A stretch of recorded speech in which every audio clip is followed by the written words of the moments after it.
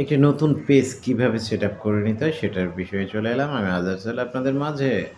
যারা আমার চ্যানেল থেকে দেখছেন একটু সাবস্ক্রাইব করে লাইক, কমেন্ট, শেয়ার করে পাশে থাকবেন এবং যারা আমার ফেসবুক অ্যাকাউন্ট থেকে দেখছেন, পেজ থেকে দেখছেন তারা অবশ্যই নতুন যারা ফলো দিয়ে পাশে থাকবেন, লাইক, কমেন্ট, শেয়ার করে অন্যদের দেখার সুযোগ করে দেবেন।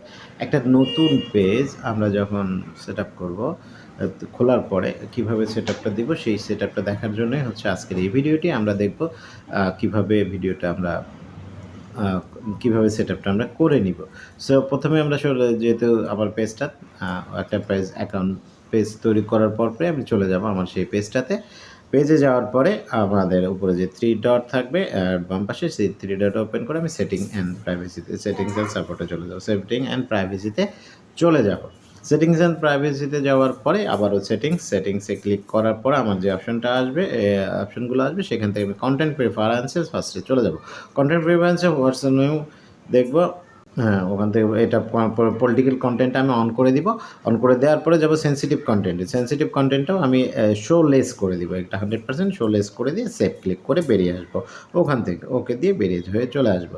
দেন এরপরে আমি চলে যাব হচ্ছে আপনার ল্যাঙ্গুয়েজ অ্যান্ড রিজিয়নে। ল্যাঙ্গুয়েজ অ্যান্ড রিজিয়নে যাওয়ার পরে share your post in multi language multi ল্যাঙ্গুয়েজের পোস্টটা এখানে যাবে, এটা অন করে দিয়ে সেভ করে দেবো। আমার এখানে অন করাই আছে, এজন্য আর নতুন করে অন হচ্ছে না। ওকে, থ্যাংক ইউ। আবার ব্যাকে চলে যাব। ব্যাকে যাওয়ার পরে আমি চলে যাব হচ্ছে মিডিয়াতে। এখানে বেশ কিছু সেটিং আমার থাকবে, যেমন শুরুতে এটা যে অপটিমাইজ আছে আমি অপটিমাইজ সিলেক্ট করে দিব। অন মোবাইল ডাটা এখানে অটো প্লে যে অপশনটা আছে এটাতে 100% আমি সবসময় নেভার করে দেবো। এটা সুবিধাটা হচ্ছে যখন আমার কোনো ভিডিও সামনে আসবে সেটা অটো প্লে হবে না। আমি প্লে না দেওয়া পর্যন্ত এই অপশনটা কখনোই সেই ভিডিওটা আমার এখানে প্লে হবে না। দ্য অলওয়েজ এটা reels star with sound okay থাকবে। Always share reels to story এটা অপশনটা অন করে দিব। দুটো অপশনই আমি অন করে দিয়ে দিব। দুটো অপশন অন করার পর নিচে আসবো। নিচে আসার পর অটোমেটিক ক্লোজ ক্যাপশনটা আমি অন করে দিব অবশ্যই। উপরে লিঙ্কস ইন এক্সটার্নাল ব্রাউজার, এটা হ্যাকারদের থেকে লিঙ্কস পাঠায়, তাদের হাত থেকে বাঁচার জন্য এটা অবশ্যই আমি অন করে দেবো। এক্সটার্নাল ব্রাউজারে এটা টিক চিহ্ন দেওয়া থাকবে। এরপরে চলে আসবে হচ্ছে অটো ক্লোজ ক্যাপশনটা অবশ্যই অন থাকবে। ট্রান্সলেট ক্লোজ ক্যাপশনটা অন থাকবে। রিভিউ অপশনটাও অন থাকবে। আমরা কখনোই এই যে এবি টেস্টে আমরা সিলেক্ট করতে যাব না, মানে এটাতে হাতে দেবো না, যেমনি আছে এমনি থাকবে, ডিজেবলই থাকবে। দেন আমি ব্যাকে চলে যাব। ব্যাক থেকে গিয়ে চলে যাব ক্যামেরা রোল শেয়ারিং সাজেশনটা অন করে দেওয়া না থাকলে অন করে দিব। এটা অন করাই থাকে সাধারণত। এরপর চলে যাবে আর্লি অ্যাক্সেস টু ফিচার।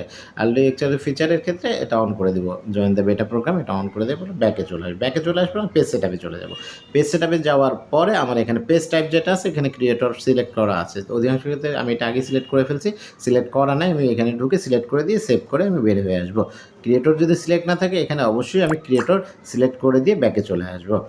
এই যে এইটা মোটামুটি আমাদের একটা পেজের বেস সেটআপটা করে ফেলছি আমরা। এইভাবেই আমরা যখন একটা নতুন পেজ তৈরি করব সেই পেজটাকে আমরা সিলেক্ট করে নেব, বিভিন্ন অপশন দিয়ে সুন্দর করে সাজিয়ে নেব। এর ফলে আমার গ্রোথ, রিচ, এঙ্গেজমেন্ট সব বাড়বে এবং দ্রুত আমি মনিটাইজেশনের দিকে এগিয়ে যাব, সাফল্যের পথে আমরা এগিয়ে যাব।